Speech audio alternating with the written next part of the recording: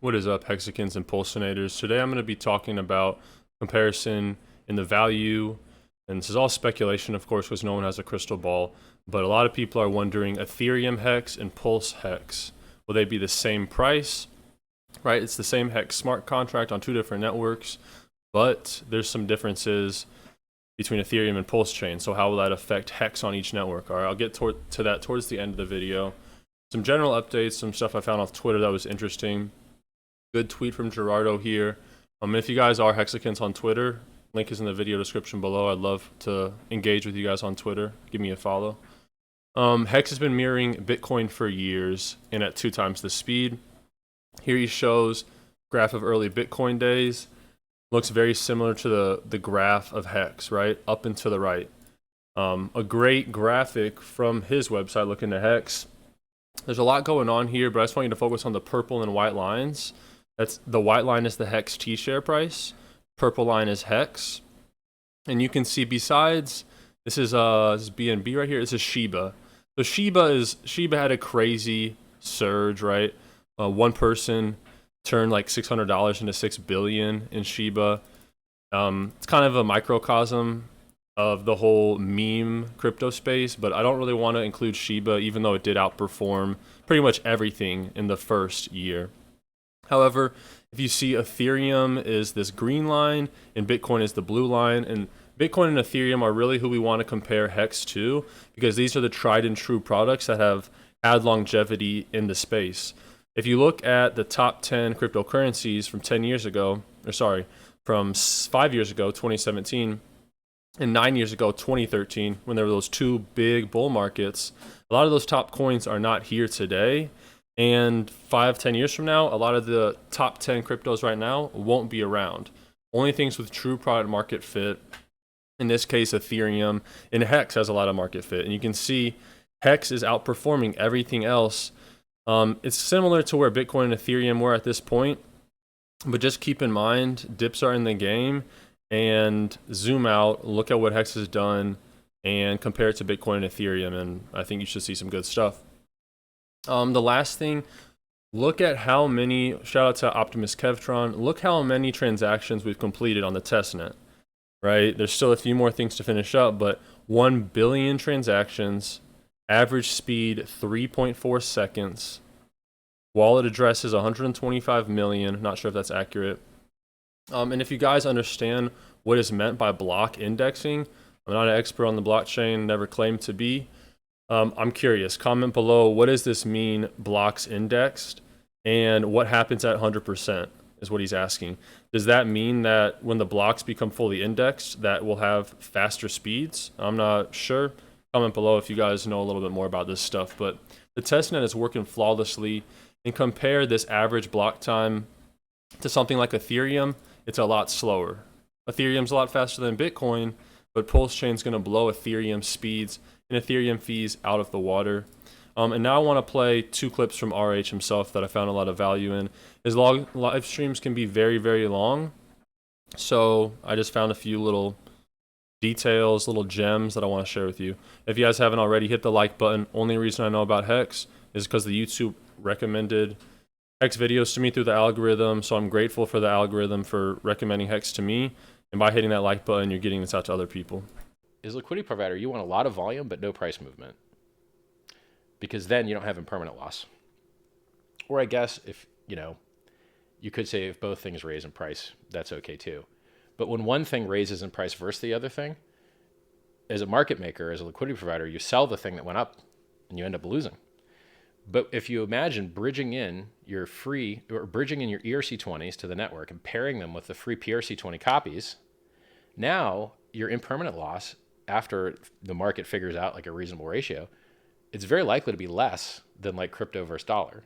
It's very likely to be like these kind of things move because they're bonded by the liquidity in their pairs.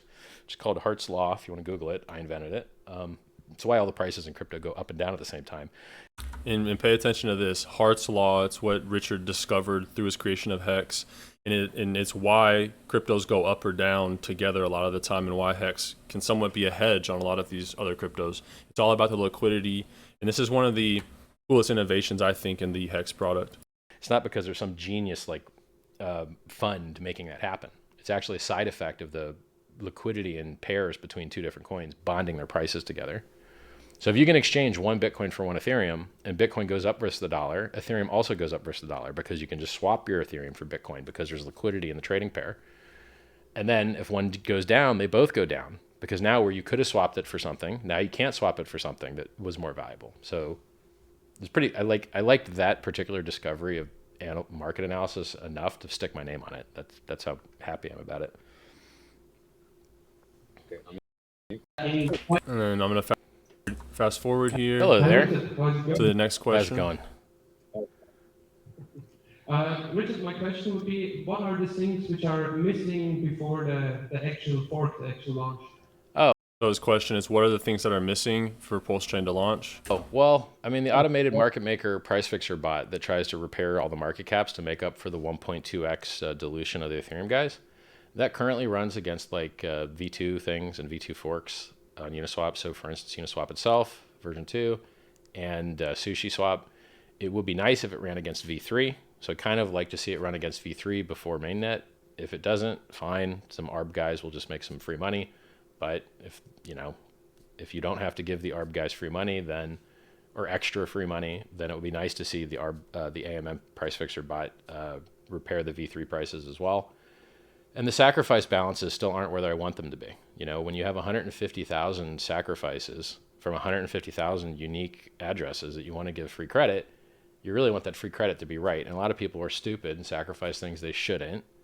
And then it's harder to track these illiquid things because now you're trying to they created, by trying to be nice to people and give them credit for stuff that they shouldn't get credit for, it's kind of making the sacrifice totals 10 times harder, literally.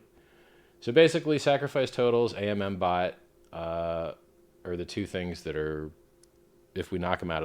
So yeah, the sacrifice balances, which we all know are a big thing holding up Pulsechain. They thought it would be easier to do this. But, I mean, everyone that sacrificed from the wrong chain or sent coins that were explicitly not allowed, Richard could just ignore them and go on with the launch. But I think it's really honorable for him to make sure that everyone who did sacrifice, even if you made a mistake, even if you were dumb, sacrificed from the wrong chain, he's making sure you get credit because the people that sacrificed are the earliest adopters of his ecosystem, and a lot of smarts in business, the reason Amazon's so big is because it's so consumer focused. So you definitely want to take care of the people that believe in your product early on. And I think it makes sense to delay the launch a bit. And guys, every week that goes on with Pulsechain not coming out, there's more YouTube videos, there's more discussion about it. This could just be some genius Richard Hart marketing, right? Look at the search, the Google search trends for Pulsechain and pulseX, and they've only grown. So we all want Pulsechain to come out, but on the flip side, this is just building the anticipation for it, right? Think about like weird transition here, but in sex, foreplay, right? We are in the foreplay stage. Richard Hart has got us turned on, and we are craving whatever we're craving now. But I mean, perspective is key. You can look at things and see the negatives. You can look at things and see the positives. Of course, we all want Pulsechain to come out. But on the flip side, the hype for it is only building. And when it launches, we're that much more likely to already be up in profit if you sacrifice for either Pulsechain or pulseX. Obviously, Pulsechain is going to be more rare. Only 35,000 wallets sacrificed for Pulsechain. And then in December for pulseX, there was like over 100,000 wallets. So more people have pulseX than Pulsechain, so I think right off the bat, you could see Pulsechain at a higher price because it's more scarce of an asset and the demand for it is crazy high. A good tweet from HODLdog. You guys know HODLdog. Get this guy on my stream. I want to interview him. I want to talk to him more in depth about Hex and Pulsechain. He's one of the more original influencers in this space. He's been around for a while now. And this came out a few hours ago. There is a new update today on the sacrifice balances. Doesn't mean Pulsechain's coming out tomorrow, but the more we see these updates, the better, because the sacrifice balances are one of the big things holding us back right now. And now for eHEX versus pHEX, what outperforms what? Hey, Richard, think you will give us a heads up for the snapshot? Yes, I will. So really quick detail about the snapshot. You will be notified when the snapshot's going to happen.